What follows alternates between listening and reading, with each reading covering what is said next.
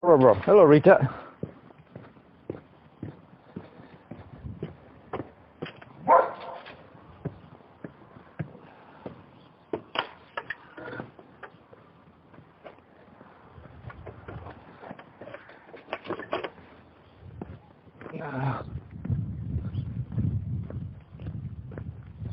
I got my mic.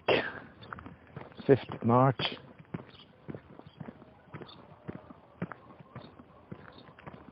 Friday. I was going to wait and take a trip with Flo to Manosque to have our Clio fitted with some anti-noise pads.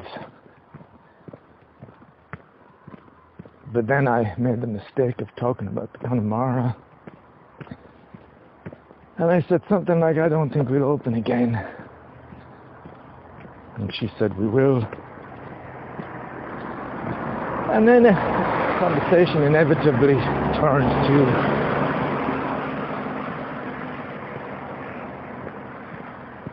her saying, well, me saying we should have sold for 30,000 to this Asian guy. I was just talking in anger, really. Didn't mean it. Kind of irritated conversation. Anyway, she said, oh, so have you got a job to go to then? You got a job lined up so we can sell. So that gets into that.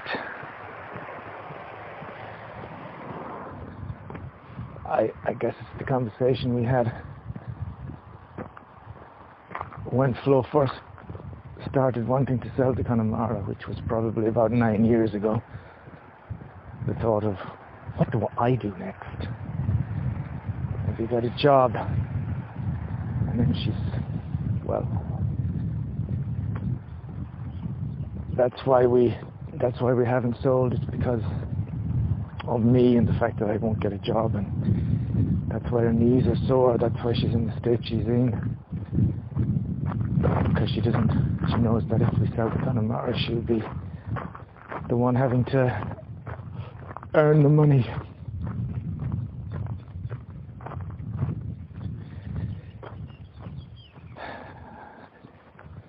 On a positive note, you never know what could happen. Maybe some online job would turn up. I think it would have to be that. I really can't see myself working for anybody else or doing any of the jobs I did 10 years ago. Not even 10 years ago. 15 years ago, whatever. You know, it's just not possible. But I certainly don't. I don't want to be pessimistic. I know the things I can't do, but I'm always surprised at what the future brings. Because things always have a way of, and I believe that, working themselves out. And I think the best philosophy is to just trust in the future. Trust in the higher power, so to speak. I mean, I wouldn't have known what I was doing with cryptocurrencies this time last year, for instance. So who knows what I'll be doing next year, you know. So I don't really worry about that too much. But anyway, I had to go for my walk because that kind of conversation goes nowhere. We're both frustrated, and we both say things we shouldn't. I already said something I probably shouldn't. She's going on about the guys that were living near us. They bought the house and did it all up, and they're moving to Thailand.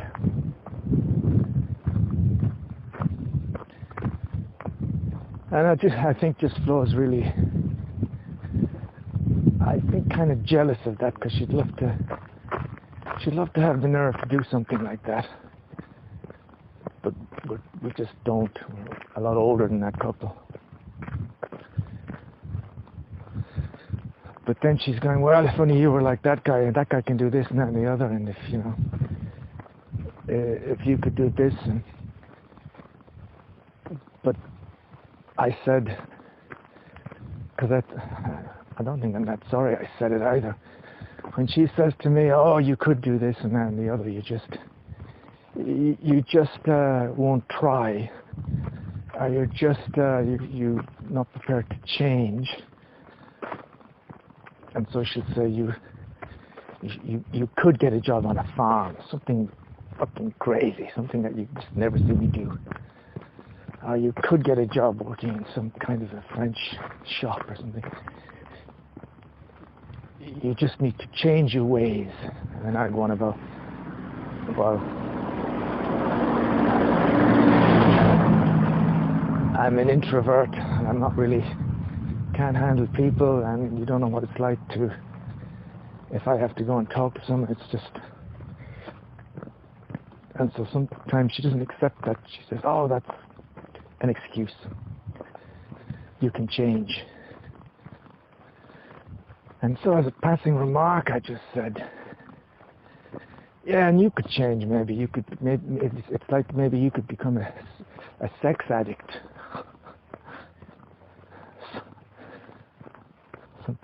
Something like that, I said.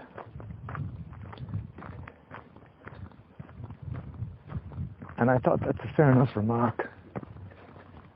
Because it is kind of like saying, can you imagine if you just changed completely? You became obsessed with sex? It's just, it won't happen. Or if she just became obsessed with playing Anno 1800, it's like, you can't make somebody do stuff that they're really, really not made to do, you know?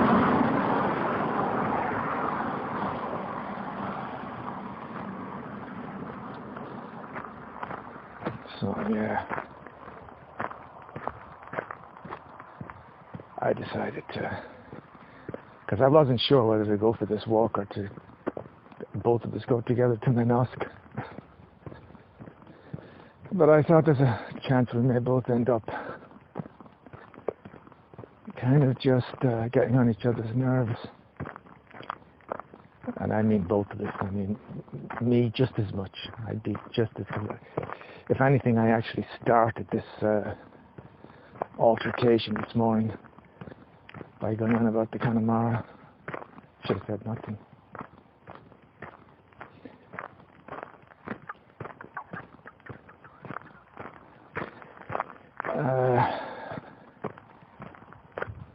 So I'm walking.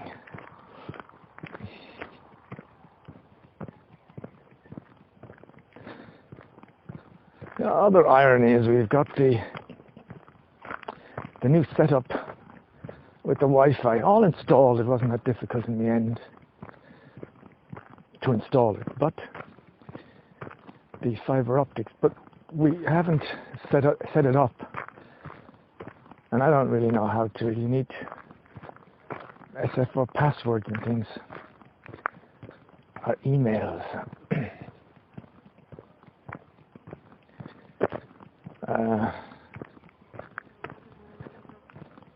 It's probably not that difficult either, actually, if I'm being honest. I'm being a bit of a dick. I could probably have set that up if I just had the SFR folder and asked Flo, what email did you use for SFR? And is there a password? And maybe I could have got it going. But it's kind of ironic because we've stopped working in the Connemara from last week. So we've got this fantastic connection, but not really going to use it for the next, I don't know how long. It would have been so much more useful to have that fiber optic kind of plugged into our home in the Trullier.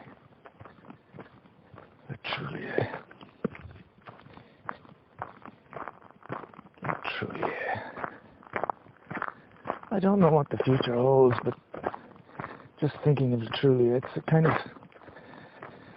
I'm with Flo on the kind of feeling of just kind of getting really kind of fed up. As much as I love this walk, and it's like a perfect distance, and it's been a great. Well, it's really helped me mentally.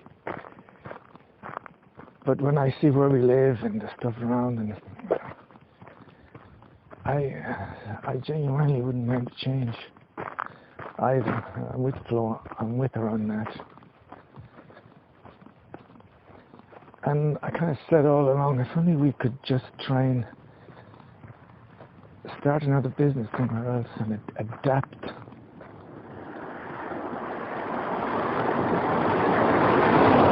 Try and adapt the business to suit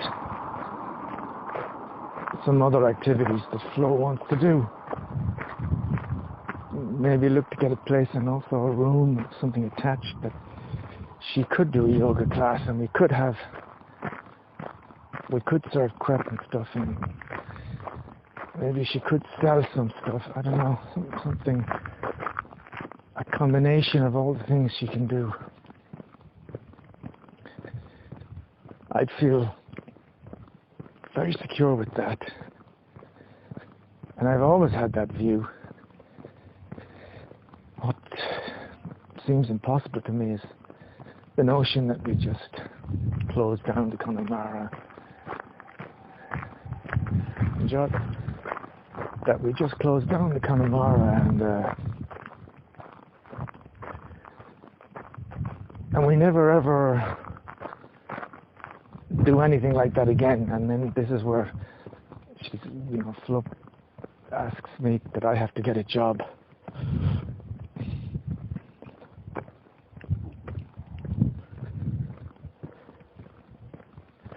That's where the problem lies.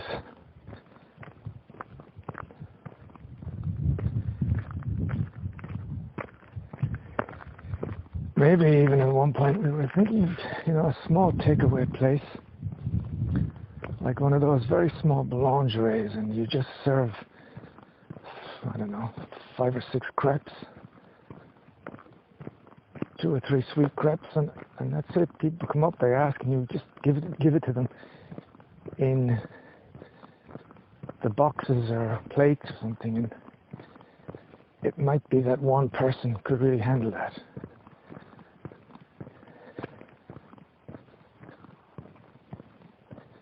But again, it's connected to the business we've been doing for the last decade.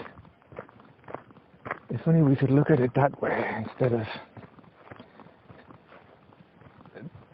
this sense of drawing a line under the whole restaurant business and not going there anymore. Anyway.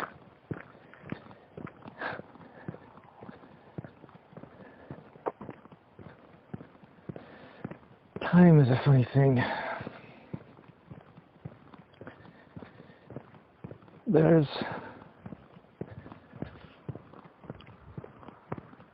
a strange kind of dulling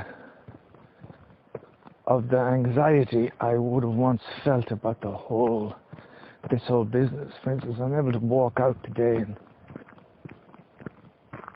and after talking to Flo, just on the way out, I said, I'm going to go and look for a job. And Flo just kind of said something, but she really just said something as if, yeah. And there wasn't any bad feeling in her comments. She just said, yeah, right, in a kind of jokey way. What I'm trying to say is that we've been through this so much time that I think we can probably have these conversations now. And we both kind of know we're just doing this circular thing, and it's not as big a deal as it used to be. I don't think this kind of argument in the past, years gone by, this could put me in a bad humor for two or 3 days, and the whole atmosphere between me and Flo would change, and it might put Flo in a bad humor for 3 days. But I I think nowadays it just passes very quickly.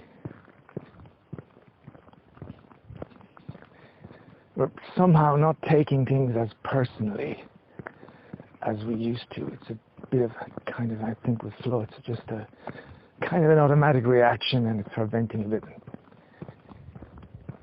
I could be wrong, but I have a feeling when I go back home this evening and we settle down with this, there'll be no bad feeling about this. It's going to just be gone, you know. That's one thing. The other thing is a bit harder to explain, but the fact that I'm 55 and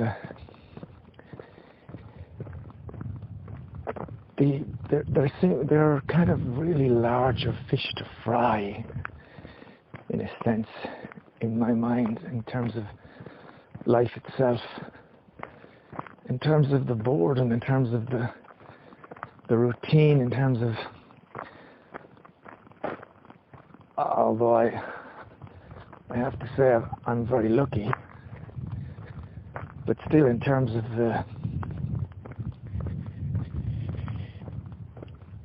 the stress of thinking about the future and mortality, the fear of the unknown, all those things, life itself, that feeling toward life somehow reduced the whole Connemara thing in size somehow. It's becoming more sidelined event. It's not the be-all and end-all. May even be that there wouldn't really be the same kind of anxiety or fear that there would have been 5 years ago. Because now it's kind of more a case of, well, what the hell? We'll do okay. Something will turn up. I don't know, I could be wrong. If we were to sell the Connemara and I find myself sitting around the house for 6 months, my mood may change. But there just is the sense that there are bigger things to worry about. And worry is not really the right word. There are bigger things to contemplate.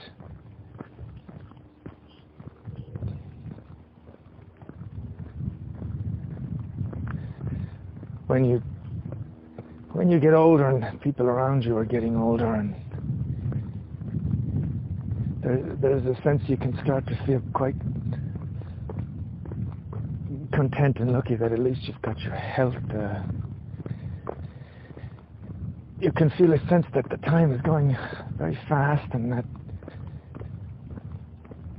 the reality of your own mortality sometimes can hit you, you know. You think, you know, well, my mother was 60-something at our wedding, and I thought that was very old, you know, reasonably old when I was 40, and now I'm just 5 years away from turning 60. Hard to put it into words, but it's like, it's kind of, time is kind of running out. So in a sense, you know, time is always running out, and who knows how long I'm going to live. But time is still kind of running out, and so you just think worrying about what you're going to do after the Connemara is that's not the biggest problem, you know. And even if you aren't doing anything, and even if things were tougher, I mean, who knows, that may be perhaps a more interesting stretch of time It may push you to new things. You may find some more things online. You know what I mean? So time has a way of kind of taking the threat that you used to feel. It has a way of taking it away.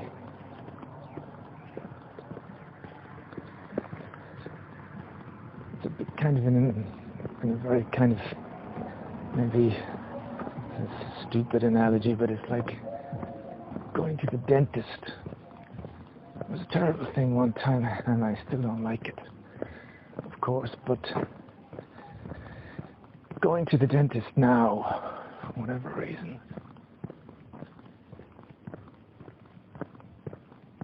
it's fine because it's not going to the doctor because you've got some unexplained lump in your chest, or because you're starting to have blackouts. You know what I mean? Going to the dentist might be uncomfortable, but it really has lost all its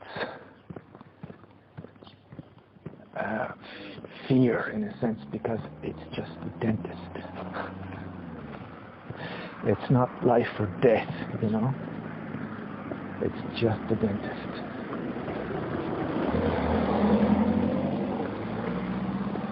And you may have to have root canal treatment, and it may be tough because the guy can't get down all the canals, and it may be unpleasant,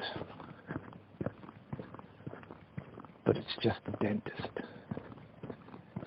You know, nobody goes to the dentist for a checkup, and the dentist tells them, I'm afraid you've got 6 months to live. I know there's cases when people go to the dentist because they've got toothache, and it may turn out that it's linked to something else that could be a problem, but I'm saying in general,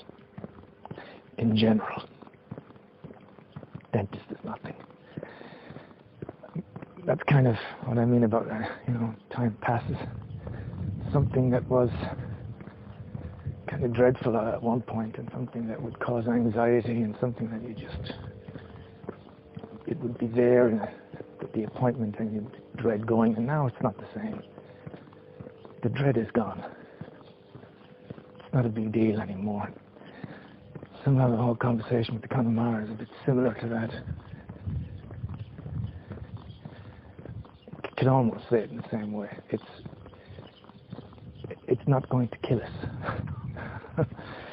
It's not going to kill me or Flo the day we sell the Connemara. There are worse things, I suppose. That's what I'm trying to say. And as you get older, those worse things come into focus. Like my brother-in-law passed away a few months ago.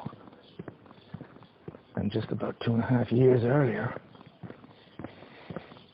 he was fine and everything was going well, and then he starts having twitches and a pain in his back and muscles twitching or whatever, and he goes to the doctor. And the doctor kind of knows immediately. So going to the doctor for a checkup, having something wrong and having to go to the doctor, these are the ones that are going to cause the anxiety from now on. And so the Connemara and what we do, well,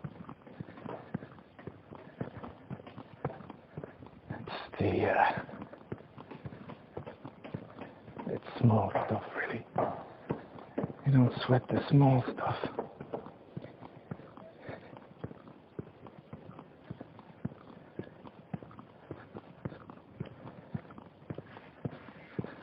I hope I can get myself together enough tonight just to, if I could just find out, I'm sure I've tried this before, find out if it is definitely possible to change the settings on my laptop to play a Regency 1 DVD. Like I say, I'm pretty sure I've tried this. That's one thing. And then the other thing is, I wish I could get myself together to order both The Streets of San Francisco Season 3 and also the adapter for the internet. just get those things done, because I think they'll give me something to kind of look forward to. At least I'll be waiting for the postman to deliver some stuff.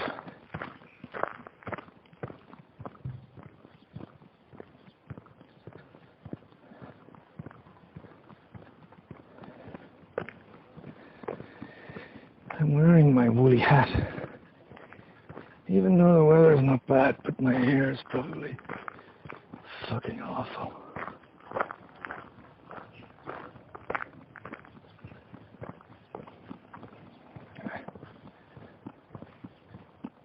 Oh, who cares?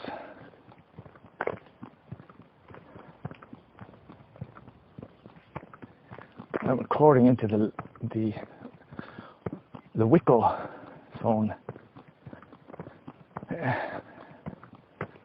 Again. Actually, it's the Lenny, isn't it? The Wickle Lenny.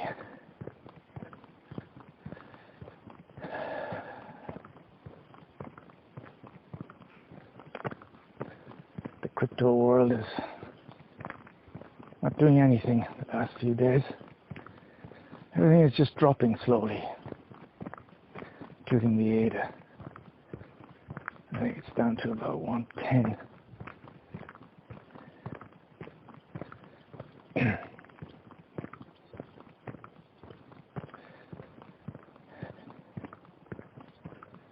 thing is, if it gets below 1, I'll definitely buy more.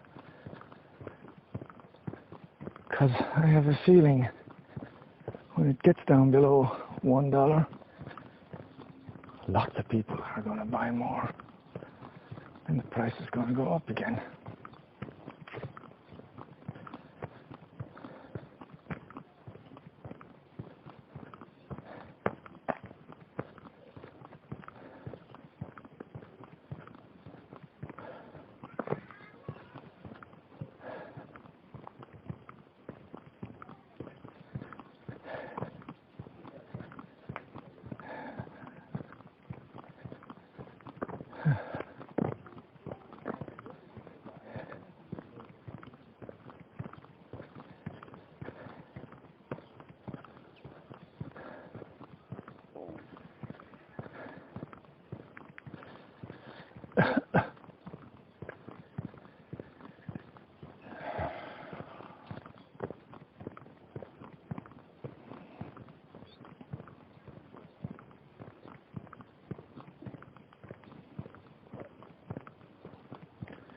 I was talking yesterday about how it was nice and kind of magical when I was 14 or 15 or even younger, and when I had a crush on one or two of the local girls, how that feeling, and when you're out with your friends and you meet these girls, how it could just transform your whole mood, you know.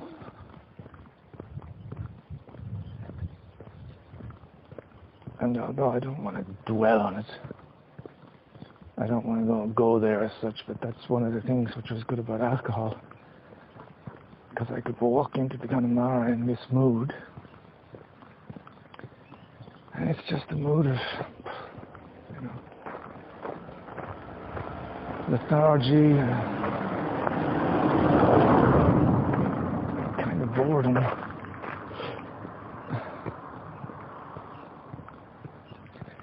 I'm stuck in a psychological state which, believe me, is a psychological state that's extremely welcome if any paranoid thoughts start to sink in.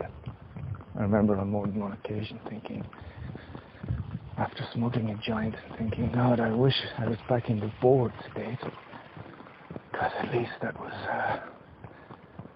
it wasn't stressful or fearful. But yeah, I think at times like this, how nice it would be like when I was drinking. you just know that you could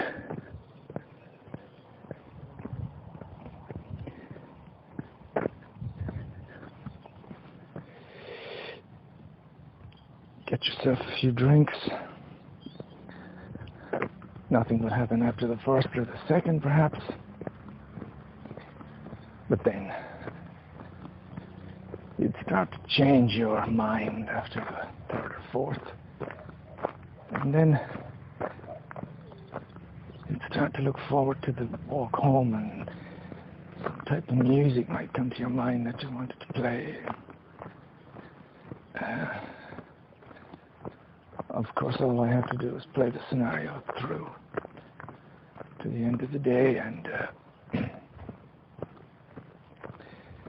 it's always a dreadful end. Lots of people out walking their dogs.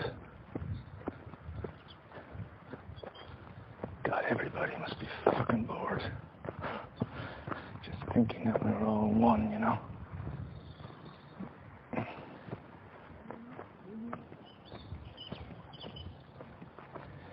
Except maybe the women of a certain age and a certain type that get all dulled up to go out walking their dog with the hope of being seen. In a way, I can kind of envy somebody who's got that kind of mentality. They're generating their own kind of excitement by trying to look as sexy as possible. I'm talking about a woman, the little white dress approaching with her daughter.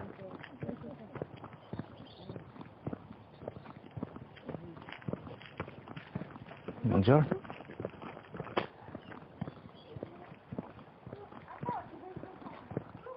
Two sisters, actually, I think.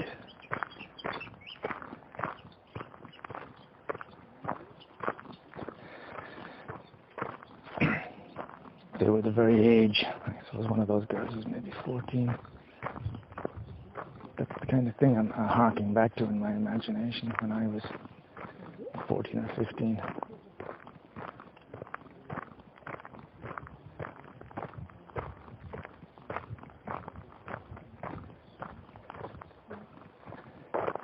It's a strange thing to miss that.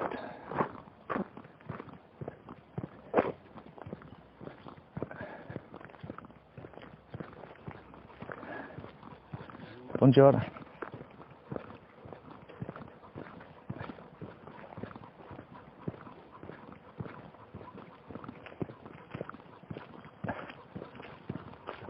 Buongiorno.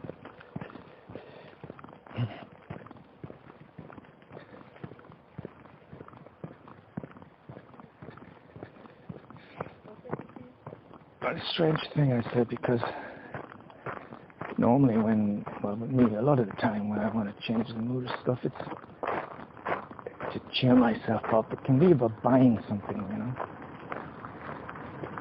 Getting involved with some new tech. You know, when I get my new Predator laptop and I can go back and play Anno 1800 in all its glory, I think that will cure me. I get the GoPro and start doing vlogs every day. Walking and talking. That'll cure me. I'll be doing videos for every day forever, then it'll be fine. But this time, I'm not thinking of buying anything. It's more a wish to get in touch with certain feelings that I haven't felt in years and years.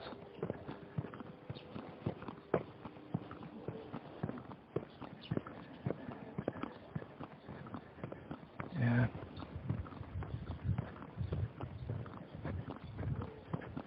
I miss not having certain feelings.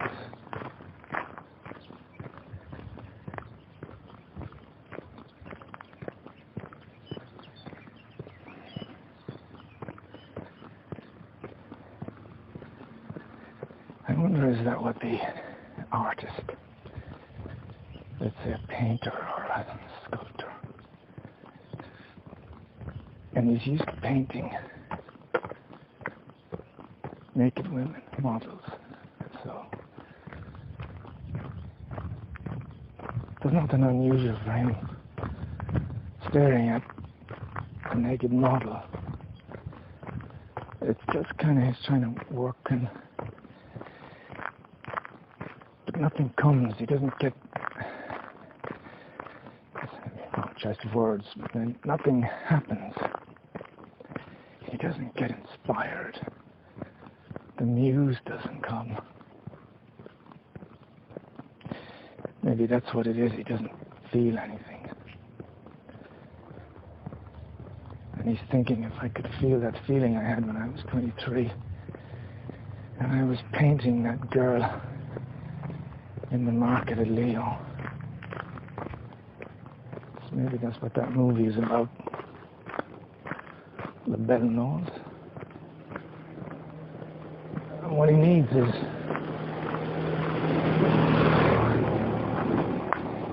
he needs to have a girl that he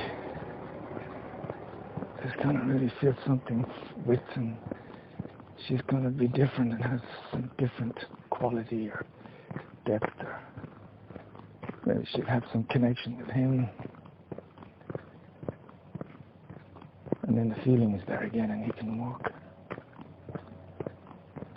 The muse.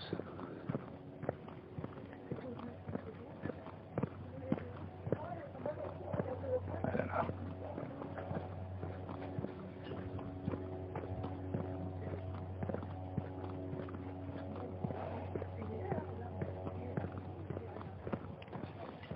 People talk about midlife crisis. I can understand the sense. You know, a lot of men, they tend to have affairs with younger women.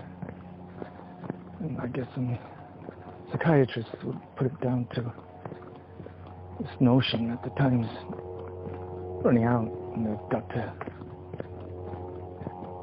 to have some of these experiences before it's too late.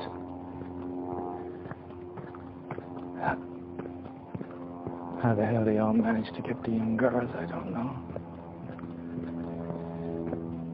But I can kind of understand it.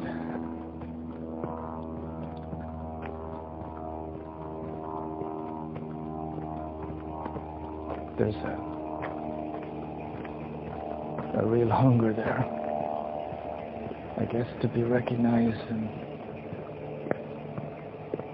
to have someone with you that doesn't know you, but that genuinely wants to know you, that genuinely is, for a while anyway, caught in a spell, and you were caught in a spell with them.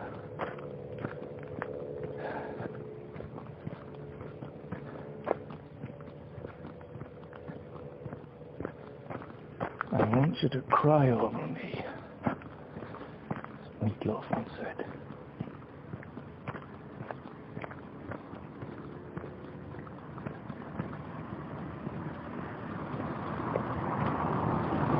You'd like to meet someone like it was in the beginning for me and Flo. And you're going to meet this person, and it is it's the whole activity and motivation and everything of the day. Nothing else counts except you're meeting this girl.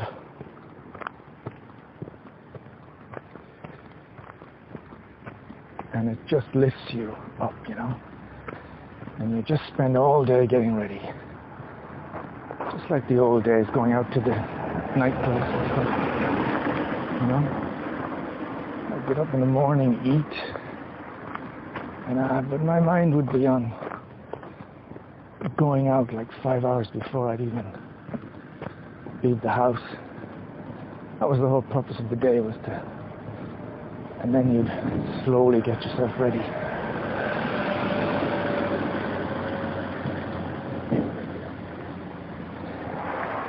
So to have that experience again, you're going on a date. Maybe you take all the trouble to get your hair properly cut, because you really want to look your best. Maybe you go through all your clothes to try and find out, is it time to put back on a suit or something? You put so much effort in because that's all there is. And the girl you're seeing is the same. She can't wait to see you either. She's making all the effort to be as attractive and sexy. And that's important, but she's genuinely looking forward to seeing you. There's some kind of magic in those moments. They never last. But well, they do, even if it's for a few days or a week. They're really great. You really listen to someone then, and they really listen to you.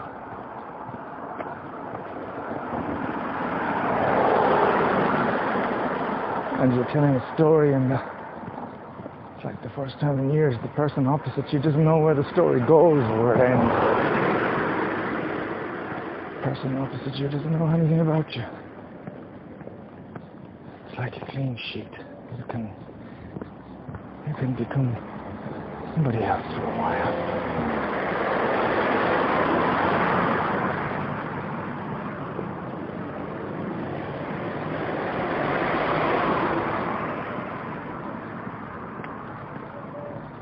Of course, if it naturally leads to some other kinds of experiences, that's all great too.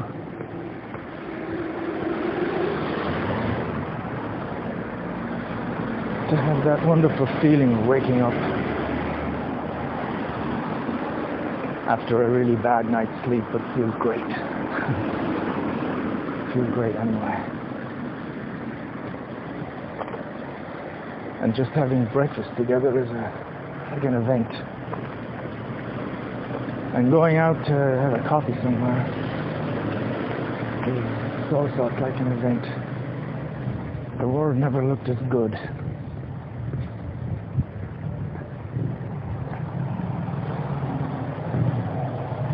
As we get older, we realize how rare these events are.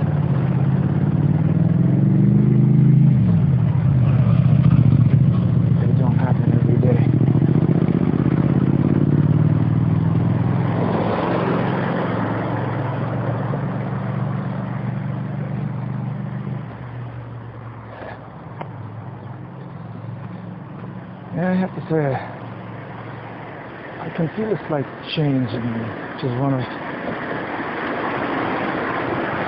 There's a kind of... I don't know if it's because I've been walking for nearly an hour, but... a happy anticipation for the future. You know? I often say to myself, oh, if you could see yourself 20 years ago driving around, if you could see yourself 2 years ago trading cryptocurrencies, and so I was kind of hold out hope that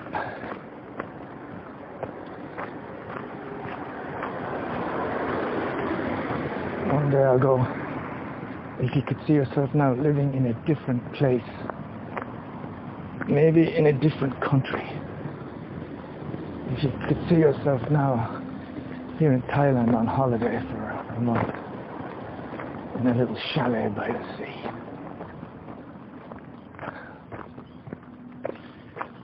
With money and lots of young attractive girls more than willing to help you spend it. I don't know, who knows?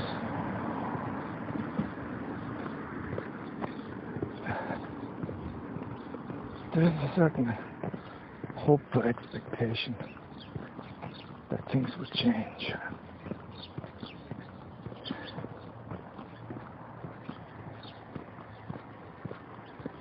Let's say going to India maybe it'll open doors for both of us. India.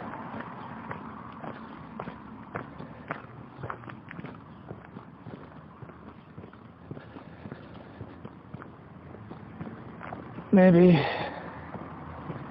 we need to move somewhere else to start again, you know.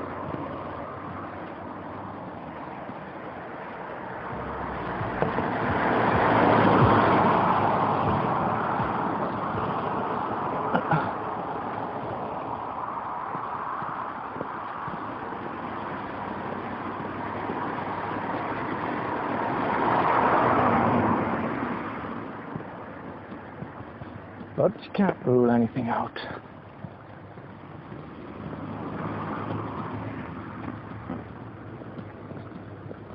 Because you never know.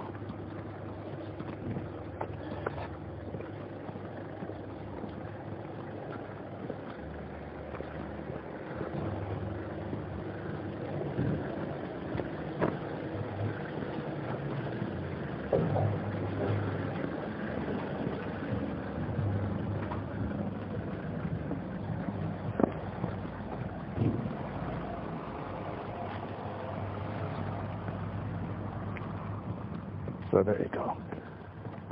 Just past the gendarmerie.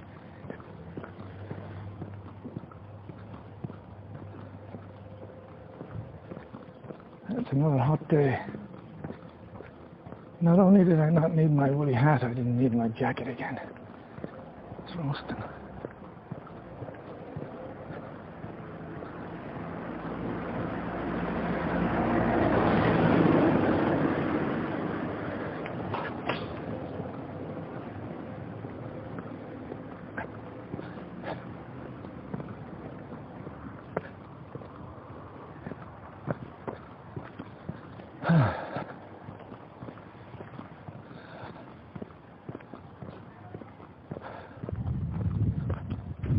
Friday.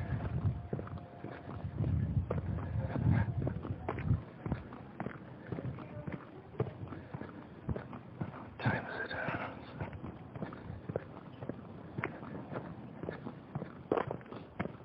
I kind of feel by where the sun is that this would be, let's say, 1:30 or something. In the distant past, I'd be going back to school now with the sun like this. Going back to the academy. 78, the first. Yeah, that's right, March. Yeah. Maybe the weather would be colder. But it would be a Friday afternoon. And I think it was just double class of science. Well, I remember. And then it was English.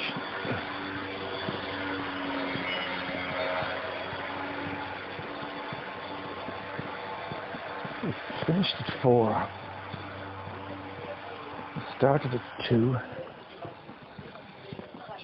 What does that mean, 2? So the science was just for, I think, a little less than an hour and a half. I think 2 to 3:15. I think most classes were 45 minutes. God, it's fucking nothing, isn't it? Nothing. God, they seemed really long at the time. So that time really changes. Imagine having to sit down and be reading and looking at history for 45 minutes. Oh my God, it flashed by.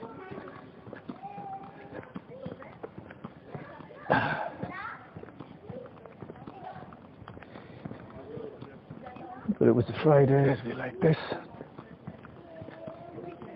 And then at the end, 4 o'clock.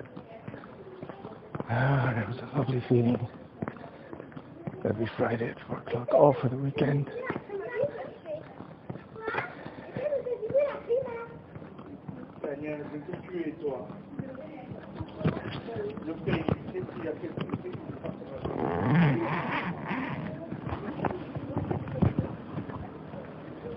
Not having to get up the next day, Saturday. Getting up was really tough in the mornings.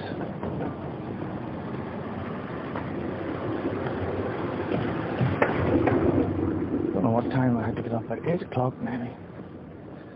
8 o'clock to be in school by 9. Fuck, 8 o'clock, that's early.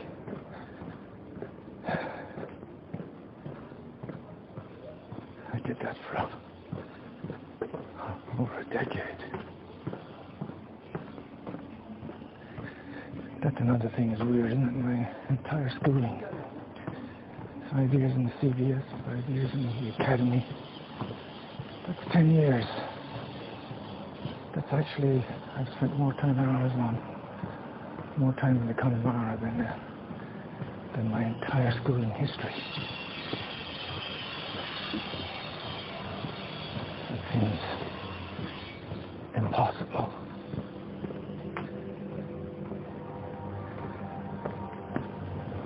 Because going to school, it felt like I went to school for about 30 years. Instead of just 10.